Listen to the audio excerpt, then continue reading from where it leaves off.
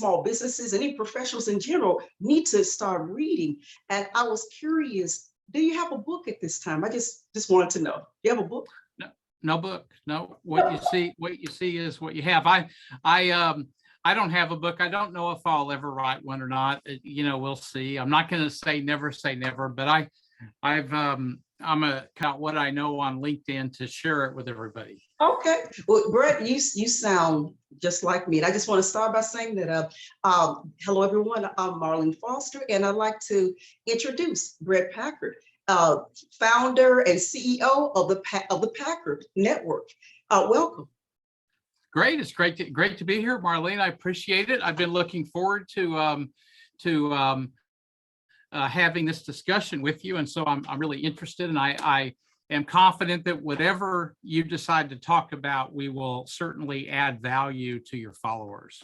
Absolutely, Bret. I was looking at one of your posts the other day, and it really inspired me, and it connects with what I've been doing for years, and that is succession planning and exit strategies, which most people really didn't give much attention to until COVID. And they still don't really understand it. So I don't give it a name. I just do the process. And I write about it in posts. Just like I think I heard you kind of, actually talk about the process itself, but saying the name sometimes is discouraging because people don't understand what the titles are, but they understand the experience of it. And I just want to stop asking you, what actually the elite performer, what's the story behind that? Is it something that happened in your career that made you want to strive to help in small businesses like myself to be elite performers? Yeah, and it's a great question. I'm asked that question all the time, and a lot of it. Let me start by answering that, Marlene, as what is an elite performer. And an elite performer is somebody that it's not just somebody that makes a sales number. It's not just somebody that has a key victory in part of their career. It's somebody. An elite performer is somebody that understands how to perform in a crisis, under pressure, under adversity, under change. You mentioned the pandemic is one of those. I went through in my career the Asian financial crisis, which started in 1997 in Thailand. I was sent to Asia in 1998 to help pull. It was Citibank at the time out of the negative impact of the Asian financial crisis. I was in Japan during 9/11 in the early 2000s. I was in London during the global financial crisis, and I've been here in North America during the pandemic era. And all of those crises, I noticed that there are some people in a crisis that find a way to perform regardless of the condition, that they're faced with. And there are other people that are good people, good performers, okay? But when a crisis hits or the conditions change, their performance falters. It doesn't mean they're a failure. I don't believe that any human being is a failure, by the way. That's a strong belief that I have. But when you hear a lot of people, Marlene, talk about the top, if you do these 10 things, you will be successful. You do these 5 things and you'll be successful. That's fine as long as the conditions are constant. But what if things change, like you mentioned the pandemic? Okay, well, if you do these 5 things, and let's say you've done 4 of the 5 things, then the pandemic hits, then you have to go back to square one and do the 5 things again. And so you find that a lot of people find that those 5 things work well if the conditions are constant and not changing. But when there's adversity, like a lockdown, like a pandemic, like the aftermath of 9/11, our biggest challenge then was markets were frozen when the terror attacks happened, and the money, people wanted access to their money. They wanted to know what was happening to their money. So what I learned, back to your question, over the years, I worked across 30 countries, different cultures, the Middle East, Africa, Europe, Asia, and the United States. And what I learned, Marlene, is that some people are able to exhibit resiliency even in the midst of a crisis. And Mhm. Mhm. I was one of those. I had to develop it. I don't believe that people are born with it. I believe that people need to develop it. And so what is the secret to doing it that way? It's not one thing, but adversity and dealing with adversity is a huge factor in elite performance success. So what is an elite performer? They are people that perform in the first decile of the market. So the very top, the creme de la creme from a performance perspective, and regardless of the conditions. And one way to think of it is, if a person is successful at a job, okay, that's great. But a person that is able to leave a legacy with their career, that is an elite performer. That is somebody in the first decile. That is somebody that, I lived in Zambia, Africa for a year. And Marlene, I have people that I was the CEO of the largest bank in the country. It was Barclays Bank Zambia. It was after the global financial crisis. I have to this day cashiers, tellers that were a few levels down from my position. They write me every day and say, "Good morning, Bret. Wishing you a great day." And then they write me at night, "Good evening, Bret." I haven't been to Zambia and seen the people for over a decade. Okay.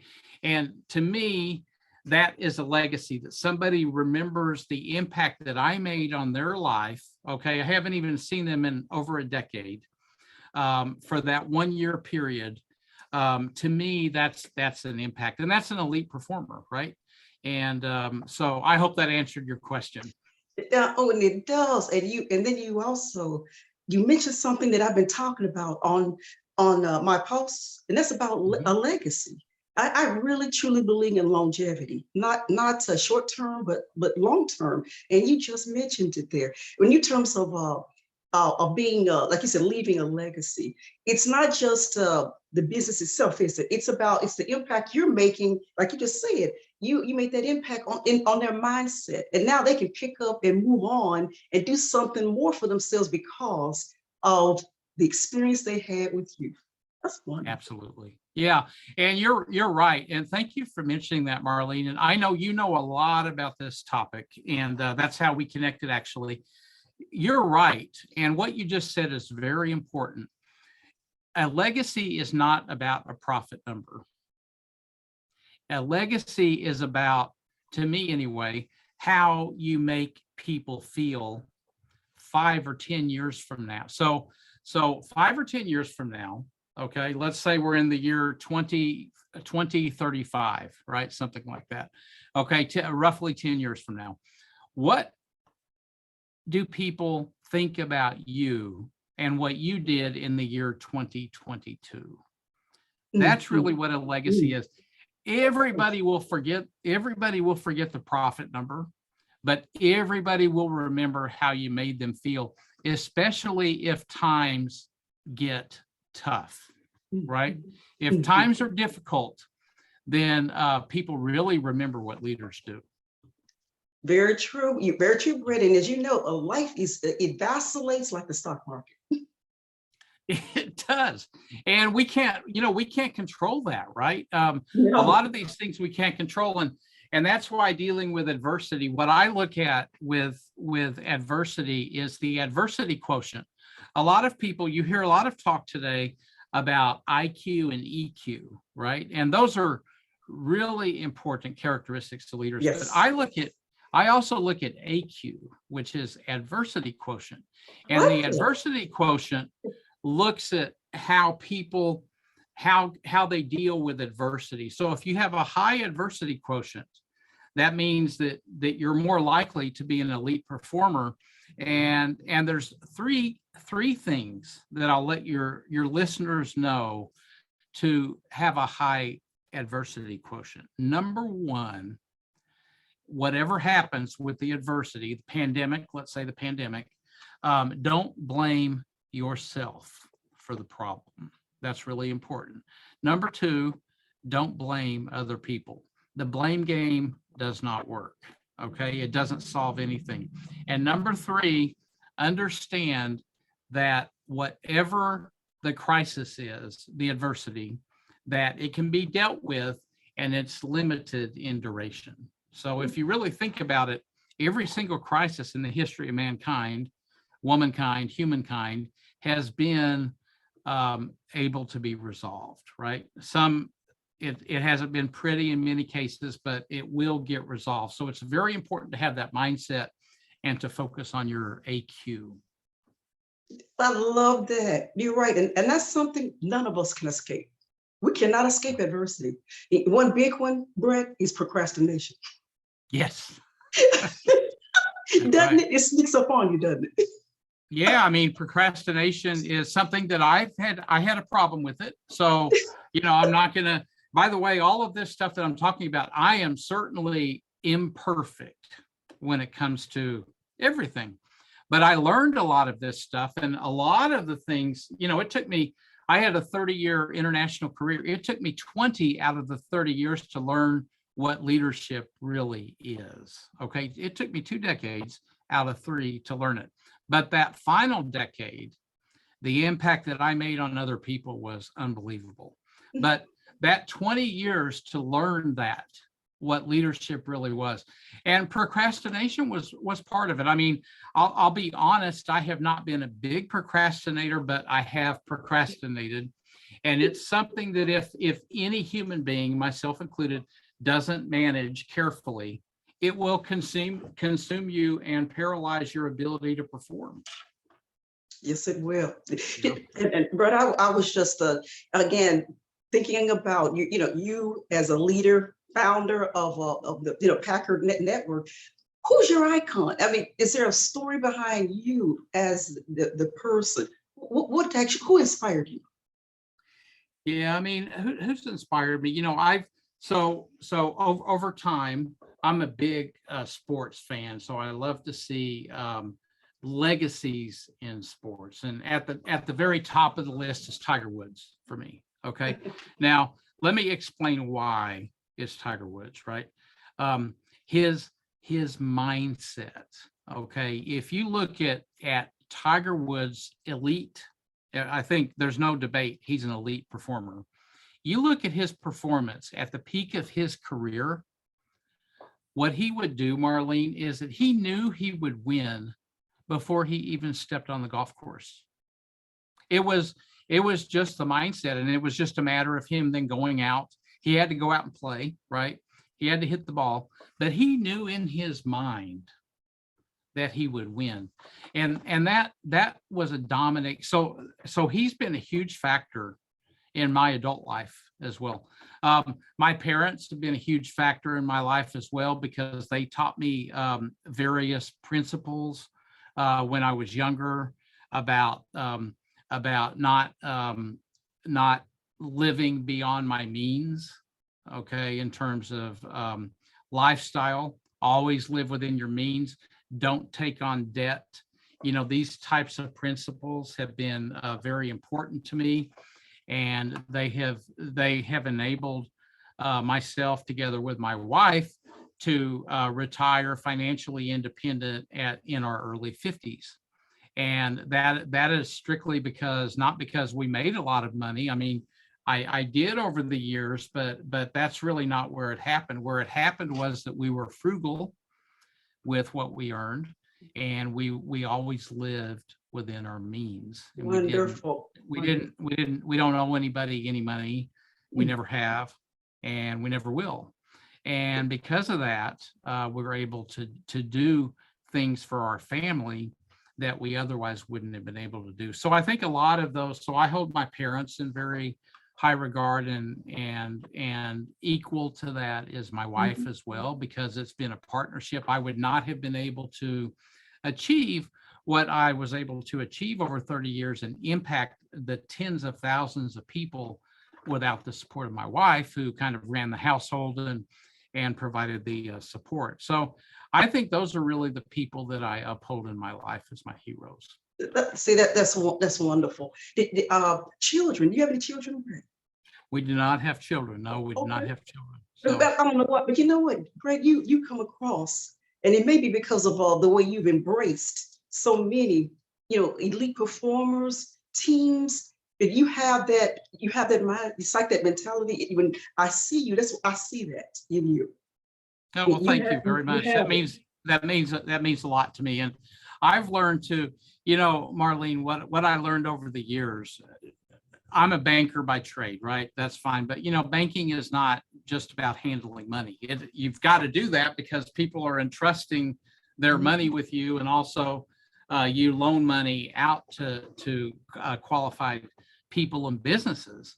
But it's really about people. And it's really about, and once I learned that leadership is really about how you make people feel.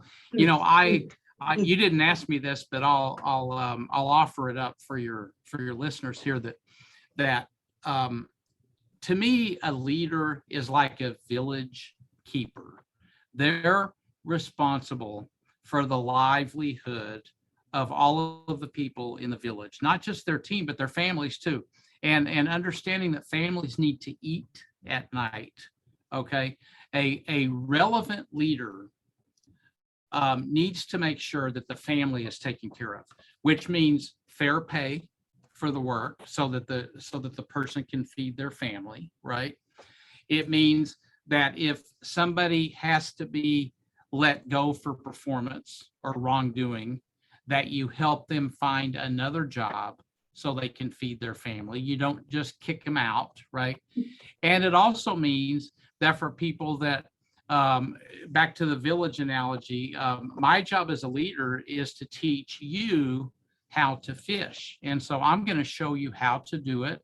I'm going to supply you with the fishing pole, the fishing line, and the bait. And we're going to do it together. And then I will teach you so that you don't need me. You're not dependent on me to do it that way. And then I'll go teach somebody else how to prepare the meal, et cetera, et cetera, et cetera. That's what the job of a leader is to help people grow and become self-sufficient so they can provide for their families. And that's how I always led large teams of people. And I wish that more and more leaders, and one of my missions today with the Packard Network is to share these principles, because we're not seeing this, as you know, across the board, where leaders are viewing themselves and taking responsibility for even the families of their employees. And I believe there's a lot of work to be done in that area. But I meant to ask you, where'd you grow up? I was just curious in your background. I grew up in a very small town in southeastern Oklahoma. Oh, okay. Little town called Hugo, Oklahoma. And I was born in Kansas City, but we moved down to Oklahoma when I was quite young, kindergarten age, and went to high school there. Wound up going to university at Southeast Oklahoma State, which is about an hour from my hometown. Got my degree, and then it's another story in itself that we probably don't have time to talk about. But I got my first job. I interviewed at 24 places in the Dallas, 24 different banks and savings and loans at the time. They had something called savings and loans back then. And this is in the late 1980s. And I got 24 declines, Marlene. So I interviewed at 24 places, 24 people declined. And I remember I was having dinner at my parents' house, and I was just completely shattered. What am I going to do, right? I get my degree. I want to be a banker. I know I can do the job. I have no experience. 24 no's. My dad looked at me and said, Bret, all it takes is one yes. And but we also decided, my mom, my dad, and I, that maybe going to Dallas wasn't such a good idea, because 24 out of 24 isn't good. So we flipped a coin. Heads was the East Coast, tails was the West Coast, and it was tails. And so my mom and I got in a car and drove to the West Coast. And we stopped on the way to LA in Las Vegas. And to make a long story short, we drove by this big, gigantic building, Citibank building. And basically I said, wow, that would be a cool place to work. And the next day I went in and filled out an application, and the next 19 years I worked for Citibank. Wow. Do you see why you were declined? You see why, don't you? Because we see what? Okay, do you see why now you were declined? 2014. Oh, yeah, that wasn't where you were supposed to be.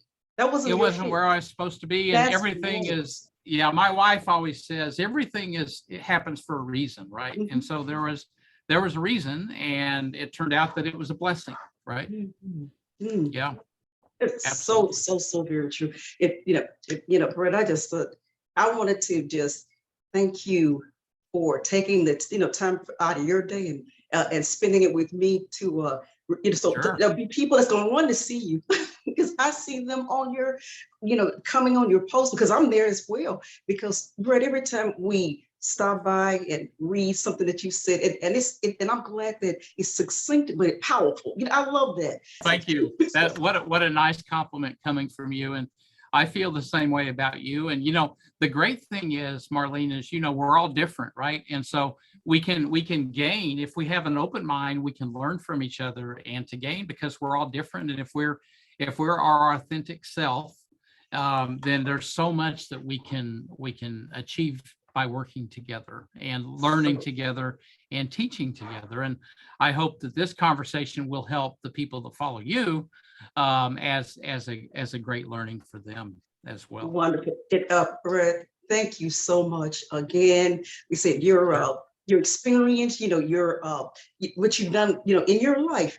Thank you for bringing it on board today to let us know. We see the leadership, and we've seen the man, and we've seen actually your background, and that's going to encourage, Bret, so many of us, so many people who will see this video. Thank you again so much for being here with me today. That's great. You're most welcome, Marlene, and thank you for having me. It was an honor to be asked by you to appear.